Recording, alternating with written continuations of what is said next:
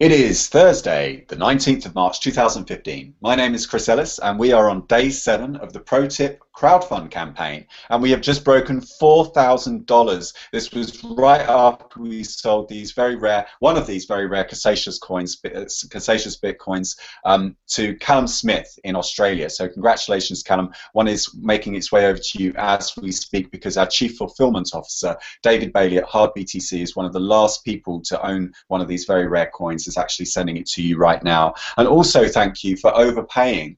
Callum was very, very kind, and he overpaid by about $100 or so to kind of cover the package, even though we didn't ask for that. So that's very, very cool. David is actually also in the process of seeing if we can get some more perks. So if you're looking for some limited edition, untouched, unopened Bitcoin magazines, issues 1 to 22, David says that he's got about 40 of those that are currently that he's currently unpacking and going through. So we may well be putting those perks on there. We're also thinking of getting some more of these coins because although we haven't sold the second one yet, they are very popular. People are asking us about these coins and asking us about the state of the private key on the back. So the private key on the coins, okay, is behind a hologram on the back of the coin, and it's been untouched. It was made by a guy called Mike Caldwell in 2012 and 13.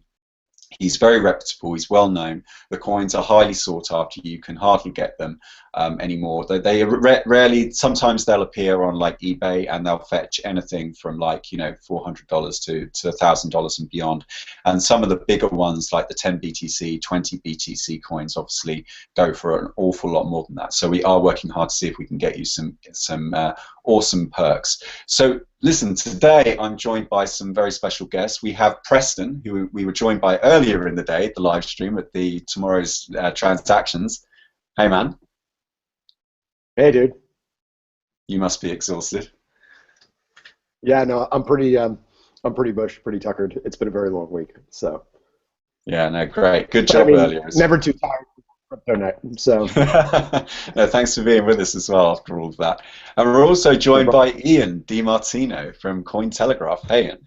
Hey, how's it going? Yeah, very well. Listen, I want to start with you, Ian, because you very kindly spent a lot of time with me the other day when you were very ill.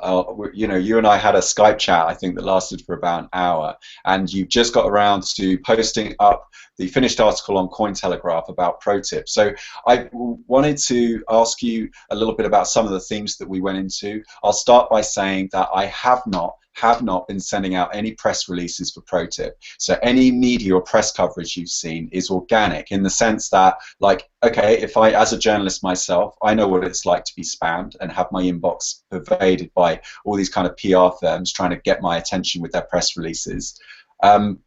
But what I've done is I've just said, well, look, you know me, I'm Chris, I'm making this app. If it's something you're interested in, let me know. If not, that's okay too. And yeah, Ian, you were very kind. You spent a lot of time with me. So I want us to talk about this because, frankly, I think we need to be a little bit more honest with ourselves in journalism right now about the state of advertising. I think that we're in a situation now. Journalism is supposed to be about verification, and it's supposed to be about finding the truth, saying something that someone else doesn't want you to say. But the problem is that if someone has a business and they've got the money, then they can just pay a PR firm to send out lots of emails and get you to talk about what they want you to talk about. The problem is that even liars need the truth. Even if you're dishonest in your character, you still need to know what the truth is. You still need good, accurate, truthful information to make good decisions day to day. So one of the things that Ian brings up very well in the preface to this quite a long article. I was also very grateful, by the way, that that I didn't get like a cartoon version of me because I was kind of terrified what I'd look like. So thanks for that decision as well, whoever made that decision. But one of the things that Ian points out is that the internet is just replete with like cat videos, bad karaoke videos. You've got babies, you've got kittens. It's almost like the conceptual integrity is gone. Ian, please tell me how you feel about this. Like, sincerely, genuinely, how do you feel about ProTip? Are you genuinely excited about it? Yeah, absolutely. Ever since I started my writing career writing that kind of stuff and ghostwriting. That's how I kind of started at the bottom. And so once I got out of that, I was very adamant about not going back towards it. And what I found was a lot of publishers, even before I got into Bitcoin space, were just really about, you know, when they first hire you, they're all, hey, we're all about integrity. But eventually I don't know, I think because I'll tell them straight up, I'm not going to do those things. But I think they think that they can change you or something, or like once we get them hooked on the money, and then you'll, or something. I've had them be like, oh, come on, be a team player, stuff like that. So to be able to get away from that, because advertising is the source of all that ultimately. So something like ProTip or AutoTip and these other solutions are just like really exciting for me. Yeah, I mean the internet, in general has been great for content creators, but there hasn't been a system made for people that, like I said in the article, that advertising's fine for like cat videos or something that's not important, but there needs to be some way to fund stuff that is important. Like you look at the Intercept, that was funded because I can't remember the guy's name, but he was a former eBay executive, and so it's kind of going back almost to like the feudal times where rich people used to like sponsor artists and stuff like that. So, but not every organization is going to have a big benefactor like that who happens to actually care about the truth. Most of the time, if you get a benefactor, he wants something from you. So, new methods like this, I think, are really exciting, and cryptocurrency only removes the friction. Well, I think the point now is that anyone can be a patron. So it's still nothing's really changed, but what has changed is the democratization and the freedom for everyone to participate. Yeah, I agree, and that's the thing too. Is I probably never would have even been able to become a writer if it wasn't for the internet. I was never really great at staying organized and doing great in school, so I don't have a college diploma. It's always been basically meritocracy for me, and work my way up. That I don't think that happens without the internet, and so it's not all bad. I'd say this is probably the best time for content creators it's ever been, but that doesn't mean we should stop trying to make it better and better. I think one of the pressures that content producers, and I hate that word content. I don't like the word content because it's very generic and it's like what the marketing departments use to describe it. But one of the pressures that I think content producers come under when they're making websites is they're trying to go for short-term targets. So they just want to get hits on the page, and they're not worried about too much about what that person is, whether or not they're right for this product. They're just interested in converting them because they're fixated on charts and numbers, particularly if you have Google Analytics installed on your website and you read these figures, and what you're trying to do is you're trying to game the system. And I think human beings are very good at playing games. I think we understand them. I think we prefer games to life because the goals are a lot clearer and easier to understand than life goals. And so we're sort of relentlessly driven towards making these graphs kind of match. But one of the comments that I mentioned a couple of months ago, and I've reiterated it this evening on my Twitter, is that increasingly journalists are just being used to generate traffic for advertisers. It's just link bait. And it's almost like they're putting the journalistic work as product placement so that they can serve up ads. But we know from the data that fewer and fewer people are clicking on the ads. So something needs to break. And I don't know if ProTip is the solution, but I certainly think it's worth trying out. So any thoughts on that, Ramble? I mean, speaking as someone who, just someone who would be doing all of the tipping, in that case, because I don't actually produce any content. I am a gauche consumer.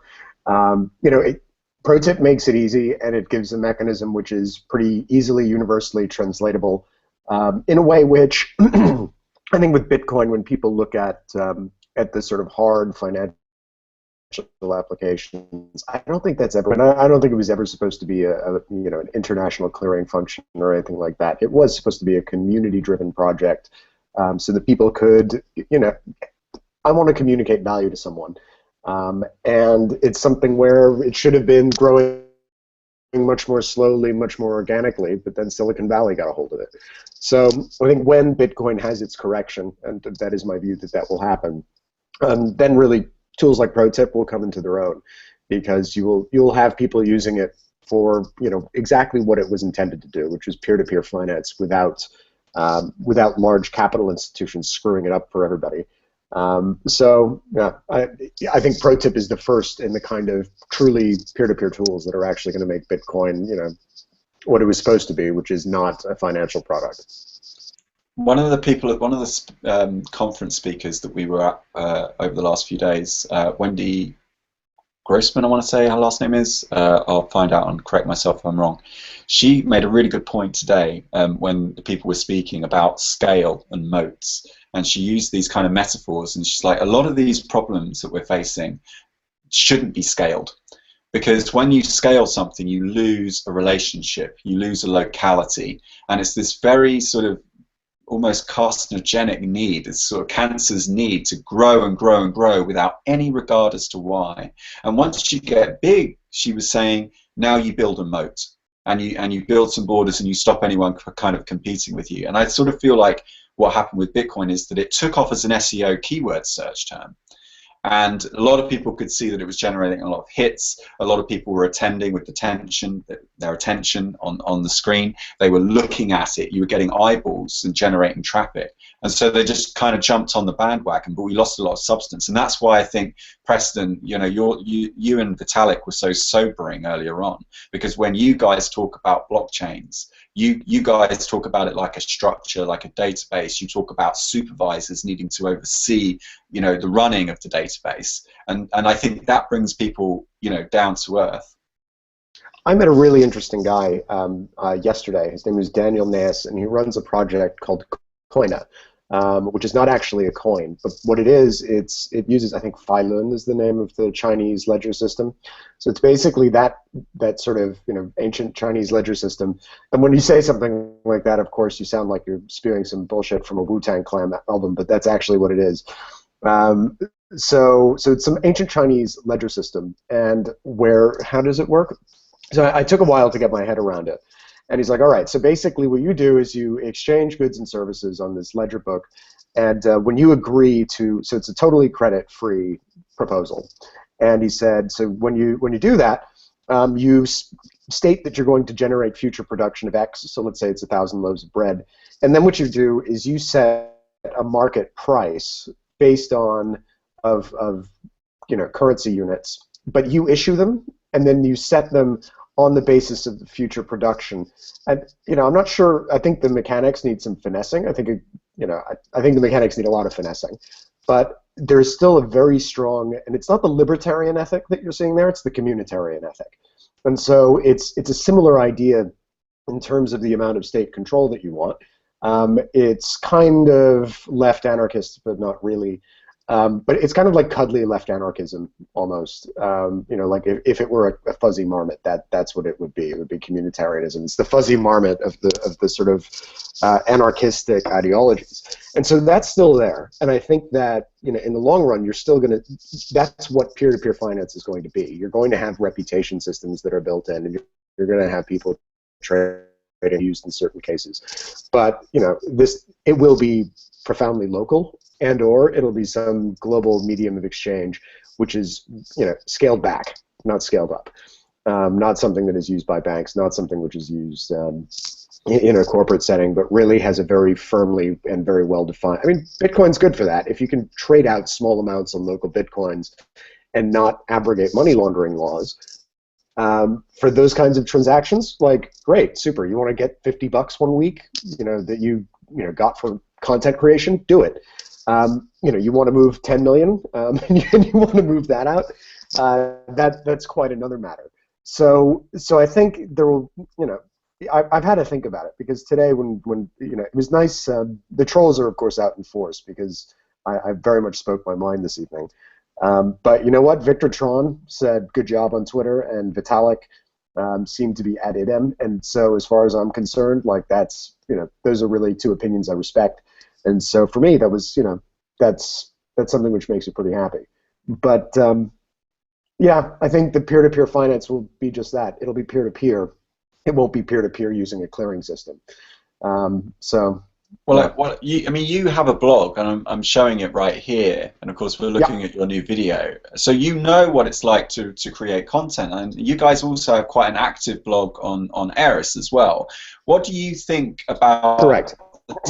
the state at the moment of? Because I know we've had this conversation with our friends, our mutual friends at Proof of Work, who also helped us out with our video as well. Louis and Thomas, really stepped up and gave us some great support at the end, and one of the things that comes up often when we're sat with Proof of Work and we're talking about it is just the amount of absolute noise in this space, where every article is like, especially from internally, from the internal magazines in Bitcoin, it's all promotional and it's all about, hype and buzz, or if it's not, then it's about controversy. And yet you've come in with this really, really sobering tone.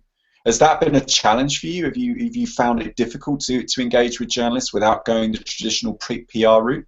Not your tradition, frankly, with traditional journalists, no. We've spoken with most of the major financial press. We've been covered in The Guardian, City AM, the FT. We've spoken to a couple of American papers. The New Republic magazine wrote an article where we were quoted in it. But strangely enough, and some of the smaller cryptocurrency websites have written about us, but CoinDesk and Coin Telegraph haven't. And you just look at that and go like, really? I think there's one chap at CoinDesk who's interviewing Casey, and one thing I have found quite dismaying about the space is I do this pre-sale and they're not delivering this product. And yeah, you've got a lot of hype behind projects which are one-man bands that have an idea and they're going out to the community and they're doing a token sale, and that might fit in pretty neatly if you think that cryptocurrency is the future. And admittedly, if coin is in the name of the paper, chances are that's going to be the focus. So we're okay with that. That said, today, an employee of BitPay, can't remember her name, was like, you're being very, you're being very forthright about Bitcoin, and you're being very controversial. Don't you think for people who are entering the space that that you should be a little more balanced? I was like, no, absolutely not. Not enough people are willing to speak their mind and raise the red flag and go, hold on a second, I don't think something's right here. And I don't think something is right in a lot of the cryptocurrency space. In general, I don't think the incentives line up quite well. It's cool. I like Bitcoin. I like Bitcoin for being Bitcoin. But do I think, I was reading an article, I won't say who it was, someone was like, the best way to get exposure to the Bitcoin space is to buy Bitcoin itself. And when you're telling that to a mainstream financial publication, which people who are not in a position to understand the technology or what it means or the current state of the industry, and particularly the highly, businesses are going under right, left, and center. A lot of businesses are having capital trouble. So when you're in that context, and you see that happen again and again and again, and then you see this raw, unbridled evangelism without regard to the facts, how do I feel about that? I feel pretty disappointed. And so, what do? I wind up supporting the people who I think speak their mind, such as you, and I wind up supporting the projects that I think are structured correctly, such as yours. And I distance myself from all the things that don't line up with that ethic. So there will be, this is just really just like a superset of or a subset of distributed systems, blockchain and Bitcoin. And I think I think eventually we're going to get back to that, and it's going to be back into the sort of, a little bit cypherpunk, but it's going to be more professional, more distributed systems, and less hype. And that'll be great. I can't wait for the day. Well, I think one of the best ways to get into Bitcoin is to earn it and just to work for it. And that was one of the sort of the ideas that we had when we were coming up with ProTip app. It was like, well, now, you don't have to use a credit card to get into Bitcoin. If you already have a blog, what's the downside? All you've got to do is copy paste a Bitcoin address into your page. So Ian, I wanted to ask you, if you can answer, but please say if you can't. I mean, you talked about some of your experiences when you were at publications in the past, and you mentioned that you were asked to do things that you weren't comfortable with. Are you able to tell us any more about those kind of experiences that you had? Yeah, sure. I think I signed an NDA, but my manager also told me that NDAs don't matter. Well, we've got a lawyer on it. NDAs matter. I'm sorry. Go ahead. NDAs matter. Maybe you want to find another way of No worries. expressing the same sentiment. But NDAs particularly matter when you're being live broadcast on YouTube. yeah. So. Well, I'll say hypothetically. No, you know what? They want to sue me, they can sue me. I won't mention their name, I guess, but publication I worked at before, Coin Telegraph, their whole sort of business plan was to make this whole site with all these articles that were legit articles, seemed real, and then they would have these occasional articles that weren't total promo articles, but we would just slip someone's name into them, or that's what I shouldn't say we, but they did. So it'd be like, oh, you're writing about this charity event, and here's some lady who wants it. So when her name is Googled, it's like, oh, here she was getting quoted at this charity event. And I did one of those articles for them, and they told me that it'd be above board, that there'd be like a disclaimer at the top, and then it gets published, and there's no disclaimer. And so I told them I wouldn't do it again, and they put a lot of pressure on me to do it. And I was getting paid $6 an article for my regular ones, and they only had to be like 200 words or something, because 200 words is the SEO magic number. And so these other ones were significantly more, but I had to refuse them. And yeah, slowly I just got pushed out of the I guess got offered less and less like articles per week and stuff like that. But it kind of worked out that I refused them anyways, because I held on to my integrity, and then they got delisted by Google, and so they shut down. Because once you get delisted by Google, there's no surviving that. Yeah. Wow. So to what extent do you think Google is to blame for a lot of this? Are its algorithms creating perverse incentives for organizations like the one that you worked at? Well, I think it's just I mean, I don't know what Google's intention is. I think that they're trying to promote like the best content or whatever. It's just hard with the whole internet, and then there's people, companies like that company that are constantly trying to find ways around it. When I was just working like in a kitchen and doing some ghostwriting on the side, I was looking for some extra money, and I applied for like a search engine like testing site where like you judge all the links or whatever, and I was just interested in like seeing it from that perspective too, even though I didn't end up working there, but just going through the application process and whatnot was pretty illuminating. Like, just there's people checking out links every time they go through the same search you went through, pop up on a website and be like, oh, it looked like you went to the right one, and oh, it looked like you went to the wrong one. So yeah, it's pretty sad state of journalism in a lot of ways. But I guess advertising has always been a problem, even before, just with the traditional media. As soon as, like I talked about in the article, as soon as they started getting gobbled up, but then it just became corporate media there too. But we have an opportunity here with with the internet to do something different. So we gotta, Yeah. we have to. Yeah, I think that, but the more people lie, and the more they prevaricate and they generate all this kind of spin, the more valuable the truth gets, because now the truth is scarce. And so it provides an incentive for people like us who don't want to be sort of pushed through life, being forced to be someone they're not, or having these kind of internal anxieties and conflicts. Actually, tell us a little bit about how the guys at Cointelegraph responded to the article, because you were mentioning before we came on air that they were having a bit of a laugh at the section where you and I were talking about advertising. How did that come across internally? Oh, actually, I didn't show that to Cointelegraph. I showed that to some of my friends, like in Oh, okay. the I got one comment from someone in Cointelegraph who loved it.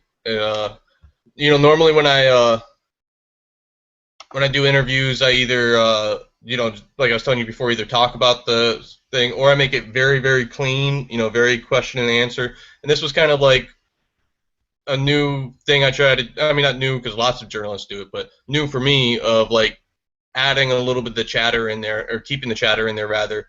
And so people seem to like that. I hope people did anyways. Yeah, no, it was a very thorough article, and I've said it before. I don't want to do like there was this really cool comment that we got on Twitter. Let me just pull this up on screen. I love it when people do this on Twitter, and they just come back with something really funny. I was just saying, I'd spoken with you, and I'm trying to CC a couple of our friends, like Isabella at the FT, who's been really great. It's really helped me learn a lot, and also Robert McMillan, who's now actually left Wired and is now at Wall Street Journal, but he did a fantastic article on my ID card system, and it's like, yeah, the answer may surprise you. And whenever you read those sort of SEO blogs, where they're sort of telling you how to like get hits on your page and direct traffic, it's all like, create suspense, and like people love lists, so just put stuff in like bullet points. But then what it does, I think, is it feeds back into this kind of lazy, unthinking kind of behavioral patterns where, people just play Candy Crush, or they just they just like scroll through their phones and they're kind of zoned out, and they're not being fully conscious. And I think it is very, very detrimental, and it's very, very pervasive. They've been doing that with TV though since like 1960. Let's be fair. Right, but I think what we want to do is be better than TV with the internet, right? Yeah, on that, like how I mentioned before, the 200-word like limit on those $6 articles. I think all those websites that I worked for or they just wanted 200 words, and I would make longer articles because I wanted them for my resume, but also I had to pay rent, so sometimes I would do those 200-word articles. But I think they would have been better served if they paid $12 or $15 an article and gave their journalists the time to actually put together something decent. But they're all very short-sighted with it, or I don't know if they're trying to just get to the next week or what. But it's if I have one advice to like media publications, and I've never run one, so maybe I'm not the right person to give advice, but it'd be to stop being so short-sighted about everything. This might get me in trouble, but on Coin Telegraph, I've noticed a lot of recent articles that seem to just be trying to shoehorn Bitcoin into whatever is popular in the news generally. Like marijuana legalization, what's this mean for Bitcoin or something like that. It doesn't really have anything to do with Bitcoin. I think that kind of stuff's short-sighted, because we should be trying to just be the most reputable Bitcoin company, and then if Bitcoin takes off, then we'll be bigger. And I think sometimes people are just trying to get those clicks, get obsessed with the Google trends, and I think that's the wrong way to go about it. Well, it's about control, right? The reason why people do these things, they're trying to control perception, and we saw it. Like CoinDesk lost credibility a long time ago because Reddit just started to notice, the people started to notice some inconsistencies in the reporting, changing articles post hoc, and then people would just go and look it up on archive.org, and they could see the article before and after where the fact some of the things have been changed, and over time that stuff is going to get exposed, and you're going to get caught, and it is short-termism. But I wonder whether a lot of this just comes down to needing to sort of, you've made a commitment, you've decided to make this publication, it's in this kind of niche called cryptocurrency, and then all of a sudden the price goes down and people are kind of bored of it and they walk off. And plus, on top of that, Isabella's been sending me wonderful sort of emails. She's been forwarding me these press releases that she gets from these Bitcoin 2.0 companies, and they always start off to great fanfare. Bitcoin is old school now, that's like 1.0. This is Bitcoin 2.0, and this is going to go like 10x, it's going to go to the moon, this is great, really love to tell you, want to invite you to our party. And it's just really, really ingratiating and really quite sickly to kind of read it. But what I've called it neophilia before, this obsession with novelty that I think we've got in this space where everything has to be new. And the problem is that we don't ever really keep that kind of grounded perspective that, people like Eris, I think, are doing really well, and a handful of other people that are just kind of like bringing everybody down to earth. Because if you hype it up, you're just gonna, of course you're going to get disappointed. Of course that's going to happen. It's because you spent the last 12 months hyping this thing up, and now it's crickets. Rest assured, we've done that entirely deliberately. Today, I was talking to a couple of guys at Tomorrow's Transactions, and they were like, "So give me some use cases. What can your stuff do?" And you go, "Well, it's super experimental. Like it's been around for 2 months. We haven't tested it at enterprise scale." And we do that when we go to potential clients, and we say, this is what the potential is, this is where it is, this is what needs to happen between A and B. And then when you build an application on it, you're going to have to test it for 2 years. And that really is not an attractive proposition when you're trying to talk about the next big thing that's going to go to the moon in 6 months. 6 months is really not long enough to be designing a fault-tolerant data layer in a very particular application and test the smart contract structure. Sorry, and it never will be. And anyone who says that it is trying to.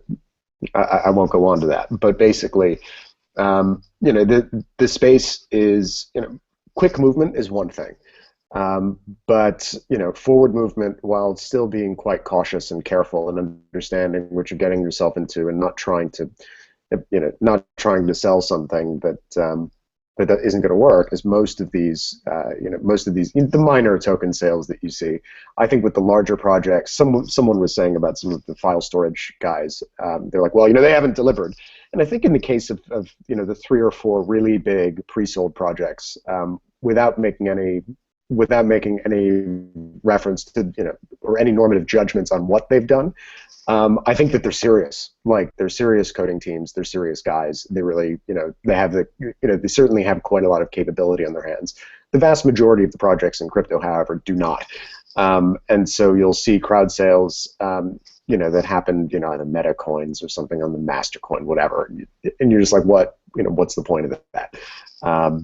Not Mastercoin itself, but anything which is I was told, when I was asking around about advice where to get crowdfunding, I was told that if I went on Mastercoin or one of these things, Counterparty, that they would that they themselves would seed the funding to generate the traffic and therefore the buzz and the excitement. And I sort of felt a bit uneasy about that, because I thought, well, also if you look at StartJoin, we were due to launch on StartJoin on Monday, and I changed my mind partly because Max Kaiser kind of got a bit funny with us. He unfollowed us, and then we were sort of sent this kind of weird message from one of his colleagues about not wanting to edit the crowdfunding video because of the part where Lara says, that Bitcoin is great for artists because it allows us to keep more of the money, because so it doesn't go to the large crowdfunding fees.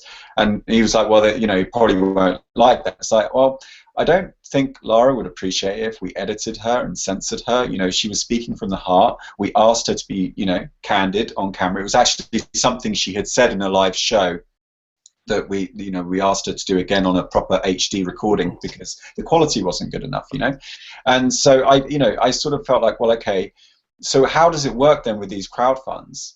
Because if it's just faking, like making a kind of a stage and a theater and a presentation layer where you put on this kind of glass front. You look at StartJoin, for example, the only things that get funded are Max's own projects. It's not like people's projects. Like there's like Mr. Ethical right now. This chap, Mr. Ethical, wants to raise $100,000 to sue HSBC. It's a great project. The guy's a solicitor. He knows what he's doing. So you're giving money to a...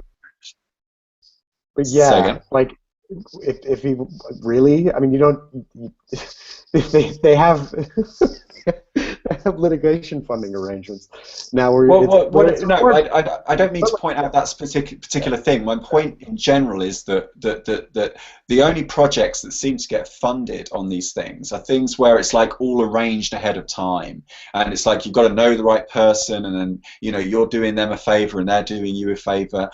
And it's this kind of thing that manipulates appearances. And I think we tell ourselves this lie that crowdfunding is this like powerful democratizing force, and it can like free poor, like the developing countries, and you can find. The truth is that the crowdfunds that tend to get funded are usually inside jobs, and the truth is that it's only really the sexy campaigns with the cool slick videos that tend to get the funding. And I don't know what else to, I don't want to tell you. It's so many good projects that I've seen just don't get the attention that they deserve. Often open source, things like what we're doing, where it's like free software. It's like, well, what's the incentive? What? So you can only make free open source software if you're rich and privileged? Is that right? So if you're not lucky enough to, like me, you don't have a lot of money, you can't do it. That can't be right. We can't just be relying on altruists to work on these projects, because we're going to miss out on a whole wealth of talent. There's an issue about independence, I think, and this actually ties between. This is both an issue which is common to journalism across the board, and it's an issue which is come up again and again in crypto. One of the advantages of being VC funded, as we are, apart from the fact that we get a roof over our heads, and I get this delicious spring roll that I just ate, and have the luxury of having my electric bill paid, and so I can look up pictures of marmots on the internet and that kind of shit. It means that you have a business to run, and you have someone who's advising you, and that's part of your objective. But ultimately, there's not cryptocurrency when you start involving, how to describe it. When you have a project that's just a software project, it has to stand on the merits of the software. End of. If it's not good software, and it doesn't work, even as in experimental phases, if you're not on the right track, fail fast, go do something else. If you are on the right track, at least you don't have a lot of outside pressure from a community, because you're giving stuff away. And that's one of the nice things, actually, about doing Floss software, is that the community can say really whatever the hell they want. We know what we want to achieve, and we know that we're never going to ask anyone any money for it, because we have a business plan that involves never asking individual developers for money unless they ask for our time. So, and that, from my perspective, it's a good honest living. And and you know what, we're okay with it, and the fact that embraced by the majority of crypto when we launched, and there was not a lot of hype because there wasn't a coin. That really, it was cool. So we did this. Look at this awesome stuff we built. Everyone was like, "There's no coin." We're like, "Yeah." And they're like, "We don't get it." We had to work 5 times as hard to get everybody around, and as a result, I think we made better decisions.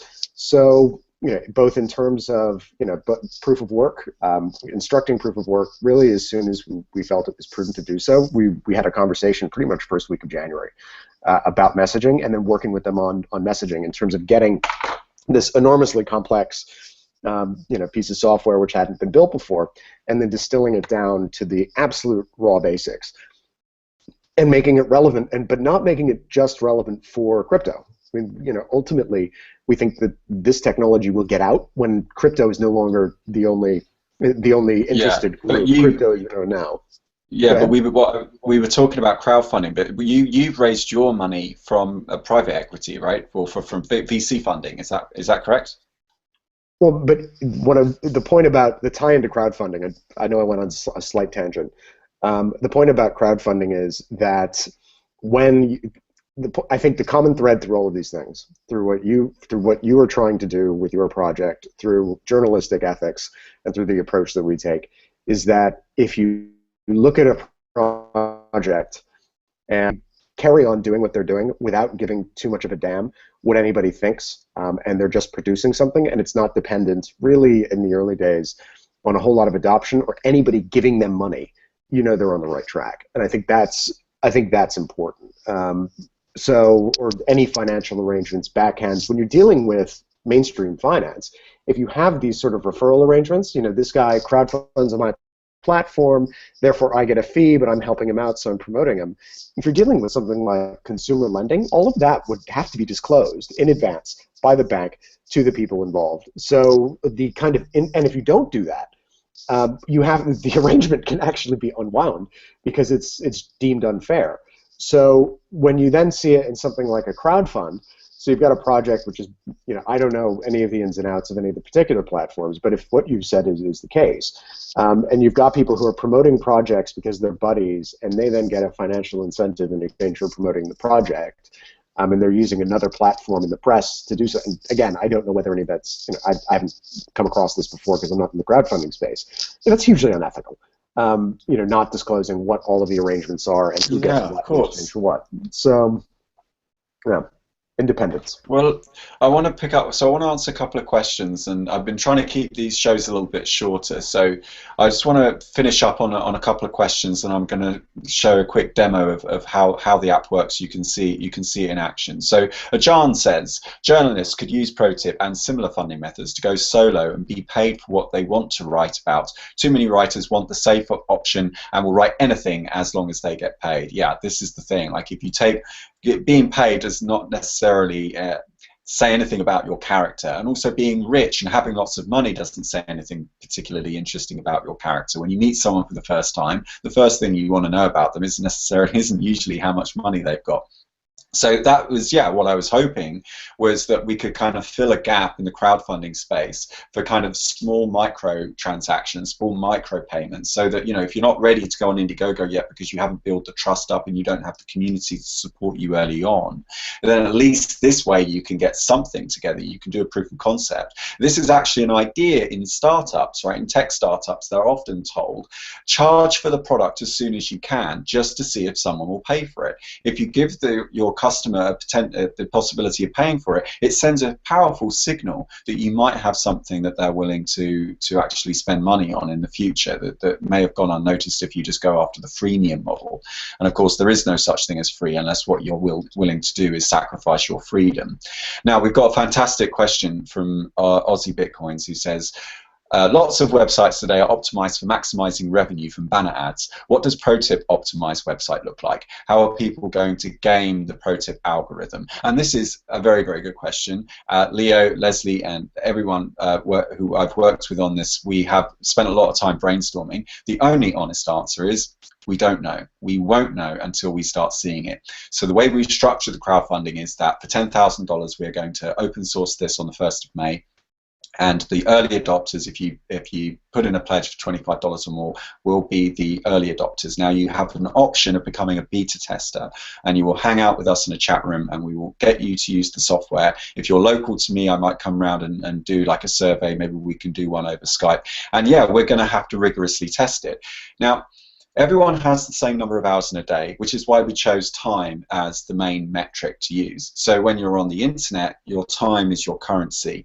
The assumption is that you're not going to want to spend time and money on a website unless you enjoy it. So in order to trick you into clicking on a link, it's not just that you click on the link. This was the W3C proposal back in 1999, that all the hyperlinks were going to have little microtransactions. No, of course not. Of course you're not going to do that, because you're going to have anxiety. As you're approaching that decision, you're going to have second thoughts, because you can conceive of a world in the future where you might regret your actions. So we realized that what we were going to have to do was set up a mechanism where you could get out of it later. And that's very similar to the way the old-fashioned websites used to, remember when they used to sell you ebooks and it would say like 30-day money-back guarantee? Well, it turns out that hardly anyone ever claims that money back, even if they are dissatisfied with the product. But the reason they used to say that was because you were much more likely to buy the product if you could predict a world in the future where you would be okay and you would get your money back, even if you didn't follow through on it.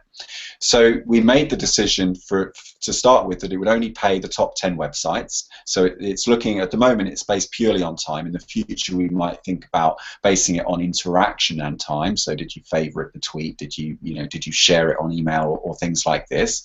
And then it ranks only the top 10. So in order to trick you, they're going to have to fool you into spending a long time on the page, and then, of course, you've still got the option of blocking it or upvoting another website so that it takes its place and doesn't get on the final rankings at the end of the week. So it's a very good question, but as I say, that speculation, we won't know until we start using it. I actually think the biggest challenge that we're going to have is getting people to top up the thing in the first place, right? Now, I think that artists will tip each other because, of course, as artists, they understand what it's like.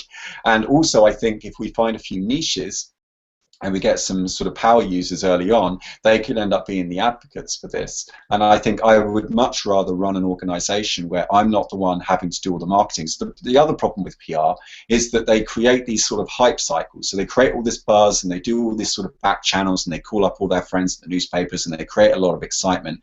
And then all the PR budget runs out, they stop the activity, and then it's just tumbleweed. And then it's like, okay, but now what? We haven't got new users. We're supposed to be getting 1,000 new users a month. We were getting lots of new users at the beginning. Well, yes, because you were paying for PR.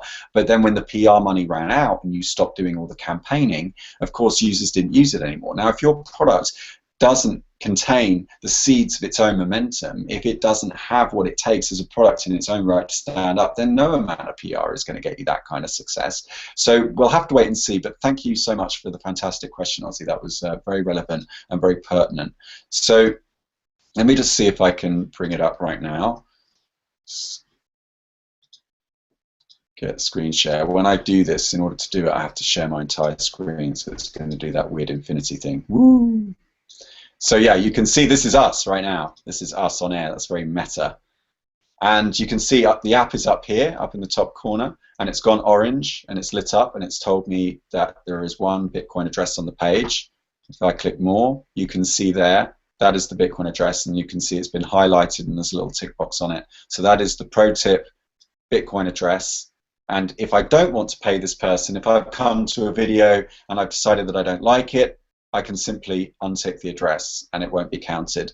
And then when we go up to the app and we actually see it, you can see this now includes a lot of the websites that I've been viewing. And let's say, for example, like I don't want to pay myself, right? So let's click this. And if I want to subscribe to Mad Bitcoins, because he's really cool, I can just do this and this, go to subscriptions, and then I can just say, like, okay, I want to pay him like $1 a week. I want to pay Julia like $2 a week. And you can go to your ignore, and you can like ignore certain domains, and you can ignore whole Bitcoin addresses as well if you want. So that's kind of how we're structuring it, and we're also planning on building out features with your permission, with your support. We'd like not just the subscription feature, but also a light paywall. So let's say you're a writer or a vlogger. Let's say you're a vlogger, someone like Nixie Pixel. Okay, what you can do is you can do like private videos just for your core fan base. And we can give you some JavaScript from inside of the app that you just paste into your blog, and it will generate a private link. And if the person has paid for it, they just identify themselves with their Bitcoin address. So they pay a little bit of money, and maybe they subscribe to you.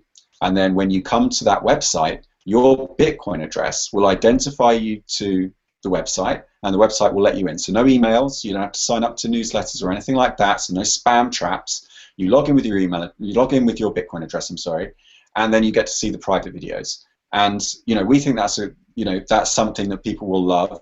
And also, back to Ozzy's point of the incentive mechanism, we think that gives you a nice pathway. So you've got incidental, just discovery. I just chanced upon this website. You've got subscriptions, which you can kind of come and go from, but then you've kind of got this sort of, actually there's like a private members area, and there's somewhere you can kind of hang out for like the core area. The key thing for me, and this will be the final point, the key thing for me is, like, in the gaming industry, you've got this concept of the whale, that you've got 1% of users that pay for the other 99%. They'll do all the in-app purchases, they'll pay the extra money, they'll go the extra mile. And I've certainly found that out on my show, right?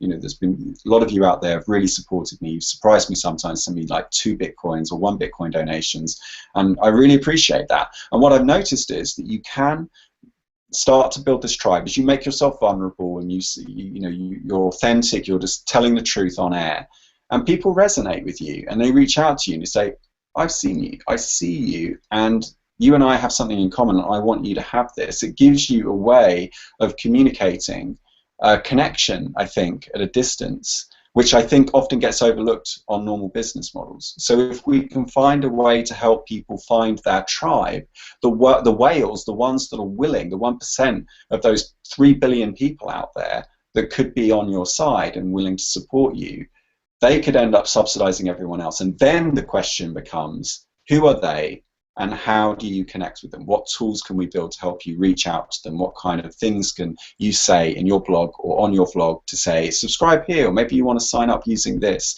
and do it so that it's peer-to-peer and not no middlemen, so you don't have to pay all these huge fees at the same time, or you don't have to choose a particular platform, like you've got to go to Indiegogo because they've got all the funding and they've got all the SEO juice and all the discovery stuff. So look, that's the intention, those are the plans, but we can't do it without your support. So please head over to, if you're paying in Bitcoin, you can come here. You can pause this video right now. This is the QR code. We've got a lovely vanity address. It took me a whole week to generate this on like an old laptop. So I'm very proud of that. And you can also find us on Indiegogo. We've still got one of these 0.1 Bitcoin silver Bitcoins, very rare, limited edition. Can't get them anymore. The chap that made them a couple of years ago was prevented from making any more by FinCEN, and we're planning on getting some more goodies as well if you're not happy with the ones that are listed here. So stay tuned. All the links are in the description below, and all that is left for me to say is thank you to my guests, Ian and Preston. Thanks a lot, guys. Pleasure. Thank you. It's great. Cheers. All right, guys, I'll see you tomorrow. Bye bye.